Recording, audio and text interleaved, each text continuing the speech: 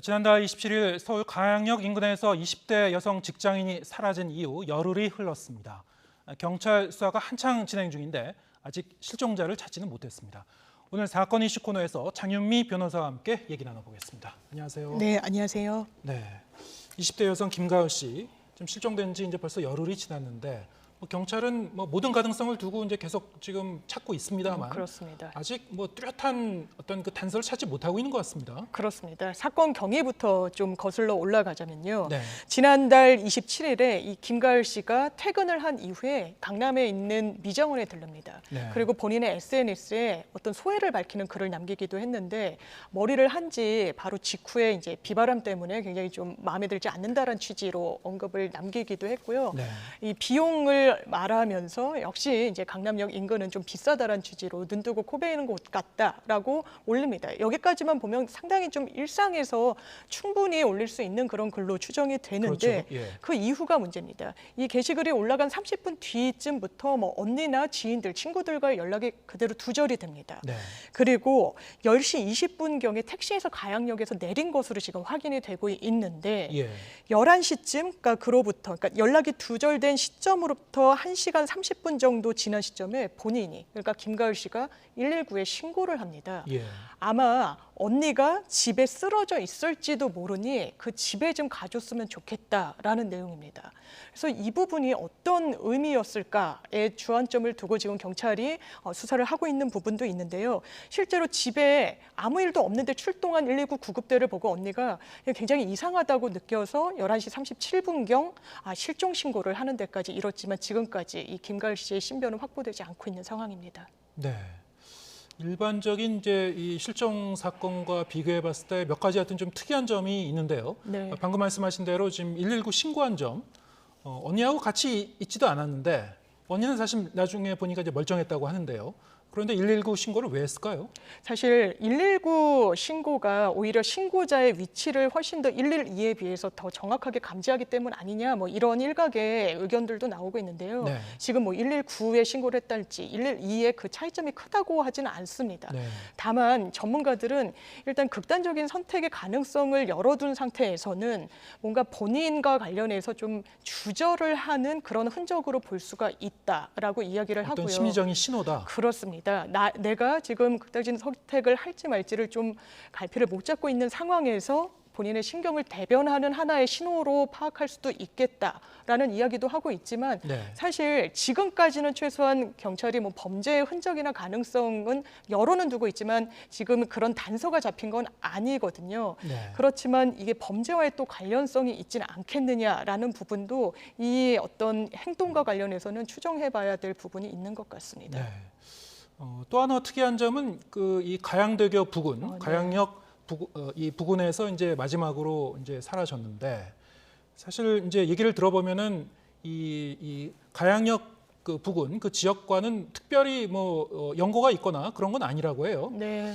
왜 그쪽으로 갔는지는 이제 좀 더 따져봐야 되겠습니다만 경찰 조사 과정에서 아무래도 휴대폰 그 기록이라든가 부근의 CCTV 조사라든가 네. 충분한 이제 증거를 확보해서 추적을 하고 있는 과정이겠죠. 그렇습니다. 사실 물론 성인 실종 사건에 대해서는 영장이 발부돼야 되는 좀 문제가 있어서 네. 시급하게 진행이 되지 못하고 있는 측면은 있지만 네. 지금 여러 단서들이 남아 있긴 합니다. 택시에서 하차를 했던 부분, 그리고 버스 그 당시에 가양대교 위를 지나가는 시내버스가 있는데 블랙박스 영상에 또 김가을 씨가 담겨 있기도 합니다. 네. 그게 바로 11시쯤에 가양대교 위쪽을 향해서 걷고 있는 모습이라고 하니까 네. 아마 최소한 이 밤 11시 경에는 가양대교 위에 있었다는 사실까지는 확인이 되고 있고요. 네. 그래서 지금 이 인근 부근을 드론을 띄워서 좀 경찰이 수색을 하고 있는 그런 상황이기도 합니다. 네.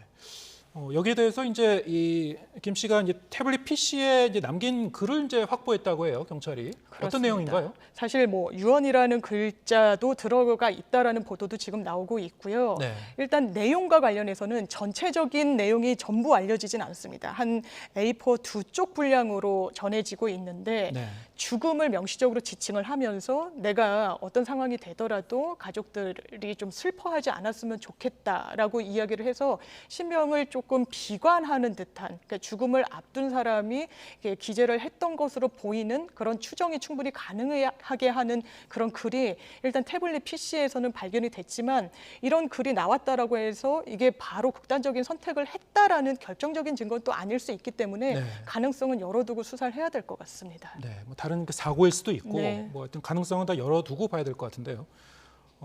이제 보통 이제 아동이나 청소년이 네. 실종됐을 경우와 성인이 실종됐을 경우에 이 수사기관이 이제 접근할 수 있는 그 방법이 좀 다르다고 해요. 많이 다릅니다. 네. 최근에도 그 조윤아 양 일가족이 극단적인 선택을 한 것으로 지금 알려지고 있는데, 그때도 실종 상태일 때 아동의 얼굴은 언론 등을 통해서 굉장히 상세하게 좀 전해지긴 했지만 그 부모에 대해서는 얼굴이 알려지지 않았거든요. 네. 이게 실종 아동법과 관련해서 아동이 실종되는 그런 상황이 발생을 하게 되면 이렇게 얼굴을 고지해가지고 전 국민한테 알리는 것도 법적 근거가 있게 되고요. 또 18세 미만 아동, 그리고 장애인, 지적이나 자폐성 장애인, 그리고 치매 노인 같은 경우에는 영장 없이도 통신 자료랄지, 그리고 인터넷 접속 내역, 인터넷 주소, 위치 정보를 수사기관이 바로 확보할 수가 있습니다. 네. 근데 성인 같은 경우는 그렇지가 않습니다. 그래서 성인 같은 경우라고 하더라도 실종이 됐다는 혐의가 좀 짙다면 이 실종 아동법에 이런 경우를 포함시키는 방향으로 개정을 해야 되는 거 아니냐라는 목소리가 분명히 있습니다. 왜냐하면 실제로 수치로만 비교를 해보자면 실종되는 성인의 숫자가 아동에 견주어 봤을 때는, 그러니까 18세 미만으로 한정했을 때 한 3배 정도가 된다라고 합니다. 네. 당연하게도 가정으로 다시 돌아오는 비율 자체도 성이 훨씬 떨어지기 때문에 이 부분과 관련해서 입법적인 보완이 있어야 된다라고 하지만, 또 과연 입법이 이루어지면 이를테면 뭐 채무자를 물색하는데 이런 제도를 악용한달지 이런 가능성도 배제할 수 없기 때문에 좀 신중한 접근이 있어야 된다는 반론도 만만치 않습니다. 네, 그렇군요. 뭐 여러 가지 이제 이렇게 접근법 그 방법에 있어서 이제 그 제한적인 측면이 있습니다만, 아까 말씀하신 대로 뭐 휴대폰 그 기록이라든가 네. 이 부근에 이제 그 목격자도 이제 추가로 나올 가능성을 배제할 수는 없고요. 그렇습니다. 네, CCTV라든가 여러 가지 뭐 이게 전방위로 좀 조사를 계속 했으면 좋겠습니다. 자, 다음 주제 얘기해 보겠습니다. 서울 강남의 한 유흥주점에서 일어난 일이죠. 종업원과 손님이 연이어 숨지는 사건이 발생을 했죠. 자, 이 사건도 상당히 좀 그 특이한 점이 좀 많은데 어떤 일이 일어난 건가요? 그렇습니다. 지난 5일 새벽부터 있었던 일입니다. 경찰이 그 당시에 출동을 하기도 했었는데요. 네. 일단 이 마약이라는 연결고리로 두 사람이 사망을 하게 된 사건입니다. 예. 이 해당 술집 주점의 여 종업원이 아무래도 내가 마신 술에 손님이 건네준 술을 마셨을 때 맛이 상당히 이상했다라고 가족이랑 통화를 하기도 했고요. 네. 실제로 경찰에 관련한 진술을 하기도 했습니다. 이 해당 여성 집으로 귀가했지만 끝내 사망했습니다. 그리고 이 술자리에 동석했던 20대 남성 같은 경우에는 술자리가 끝나고 이 차량으로 이동을 하던 중에 공원에 가로수를 들이받고 사망을 합니다. 네. 경련을 일으키면서 사망을 했다라고 지금 전해지고 있는데요. 이 부분이 교통사고의 여파라고 하기에는 뭐 충격이 굉장히 강한 교통사고는 또 아니었던 것으로 보이기도 하는데, 이 해당 차량에서 검출된 마약이 상당량이었습니다. 그러니까 64g이라고 하는데, 보통 저희가 마약 사건을 하다 보면 구입한 마약의 그램수로 몇 회분을 투약했는지 이 남은 것과 견주어서 이 횟수를 추정합니다. 네. 보통 1회분은 0.03g을 투약한다고 보거든요. 이게 2,000명이 넘는 사람이 투약할 수 있는 대량의 마약이 발견됐기 때문에 이 두 인물의 죽음 사이에는 교집합으로서 마약이 지금 존재하고 있는 상황이라 이 부분에 주안점을 두고 경찰이 조사를 하고 있습니다. 네. 그때 이제 술집에 이제 동석했었던 뭐 다른 사람들도 좀 있는 거죠. 그렇습니다. 예, 그런 사람들을 상대로 좀 그 경찰이 이제 조사하고 있을 것 같은데요. 어떻습니까? 뭐 이런 그 실제로 이제 마약이 관련됐을 가능성은 상당히 뭐 정황상 높아 보이긴 합니다만, 뭐 이게 부검 결과를 통해서도 좀 더 네. 정확하게 밝혀지겠죠. 그렇습니다. 사실 그 현장에 경찰이 나갔을 때는 이 해당 종업원, 그러니까 사망한 여성 종업원이 정말 술에 마약을 탄 것 같다라고 이야기는 했지만 마약 검사에 응하지는 않았습니다. 네. 경찰로서도 이런 상황에서 강제할 수 있는 수단은 없습니다. 신체적으로 뭐 모발을 채취하거나 소변을 채취할 때 영장 없이 강압적으로 하면 이게 나중에 재판 단계에서도 증거 능력이 없는 증거로 판단받을 가능성이 상당히 높습니다. 네. 수집 단계 자체가 위법적으로 이뤄졌다라고 판단을 받기 때문에요. 그래서 실제로 그 해당 여성은 집으로 간 이후에 가족이랑도 통화를 했지만 사망하게 됐고요. 지금 관련자들에 대해서도 당연히 이 마약 검출이 되는지 여부를 지금 들여다보고 있는 상황이고, 애초에 경찰이 이 주점에 출동했던 건 그 당일 새벽 7시경이었다라고 합니다. 네. 정확하게 6시 57분경이었는데 술값 시비가 붙었던 걸로 보이고 술값을 내려고 하지 않는다, 무전취식의 의도가 있다라고 해서 주점 측에서 신고를 했는데, 출동했을 당시에는 우리 갈등이 문제가 다 해결됐다, 술값을 내기로 했다라고 귀가 이제 경찰도 돌아가게 됐습니다. 그 말을 듣고. 그런데 1시간 뒤쯤에 이 종업원들이 아무래도 손님이 우리가 마신 술에 마약을 탄 것 같다라고 다시 한번 경찰에 신고를 했는데, 이게 마약이란 단어가 등장했기 때문에 강력반의 어떤 지원 요청을 통해 가지고 경찰이 다시 한번 현장에 나왔지만, 아까 말씀드린 대로 영장 같은 것을 발부받은 상황은 아니었기 때문에 관계자들을 그냥 귀가 조치시켰던 사건입니다. 네, 바로 그 이유기 때문에 이제 초동 수사가 좀 부실했던 거 아닌가, 뭐 이런 비판도 나오고 있습니다만, 말씀하신 대로 영장이 발부되지 않은 상태였기 때문에 경찰은 이제 다시 돌아갔고, 결국엔 또 이렇게 이제 이 두 사람이 이제 이 사망한 상태로 이제 발견이 됐는데, 자, 어떻습니까? 지금 그 여러 가지 마약 관련 뉴스들이 이제 계속 나오고 있어요. 이 마약 거래 수법도 이제 다양해지고 있고. 지금 이제 아까 말씀하신 대로 한 2,100여 명이 이제服用할 수 있는 그런 이렇게 마약으로 추정되는 그 물질이 이제 이 차 안에서 이제 발견이 된 거죠. 그렇습니다. 사망한 사람의.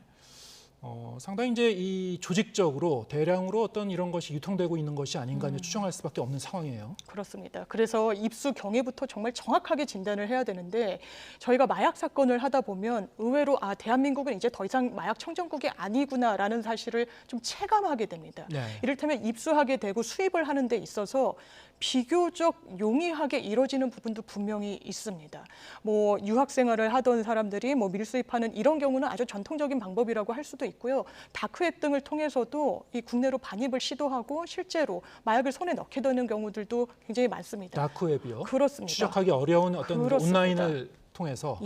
그리고 그 비용 같은 경우에도 0.03g을 이제 본인이 사기로 마음을 먹으면 그 비용이 어마어마하게 비싸거나 이렇지도 않습니다. 그러니까 비교적 마음 먹으면 손쉽게 우리 주변에서 유통되고 있는 게 이제는 마약이다라고 볼 수 있고, 실제로 그런 부분을 보여주는 지표가 있습니다. 올 들어서 5월까지 마약 사범을 검거했는데 그 수치가 4,700명입니다. 이게 작년에 같은 기간과 견주어 보면요, 무려 20% 가까이가 증가한 수치라고 합니다. 얼마나 마약이라는 것에 있어서 쉽게 접근할 수 있는지. 그런데 이게 또 초범으로 걸리게 되면 기소 유예율, 그러니까 아예 재판에 넘기지 않거나 좀 선처해 주는 경우들도 상당히 많습니다. 아무래도 이 처벌보다는 또 치료에 방점이 찍혀야 되는 범죄 성격도 이런 수치에 한몫 거두는 부분이 있는 것 같습니다. 네, 말씀하신 대로 이제 이 처벌과 동시에 이제 치료도 동시에 이루어져야 되는 그런 사안이기도 하고요. 세상이 이제 더 이렇게 어수선해지고 이럴 경우에는 이런 그 범죄가 더 촘촘하게 각계각층으로 이제 파고드는 경향성이 있는데, 좀 더 이제 여기다 철저한 좀 대응이 이제 필요해 보입니다. 장윤미 변호사와 함께했습니다. 고맙습니다. 네, 감사합니다.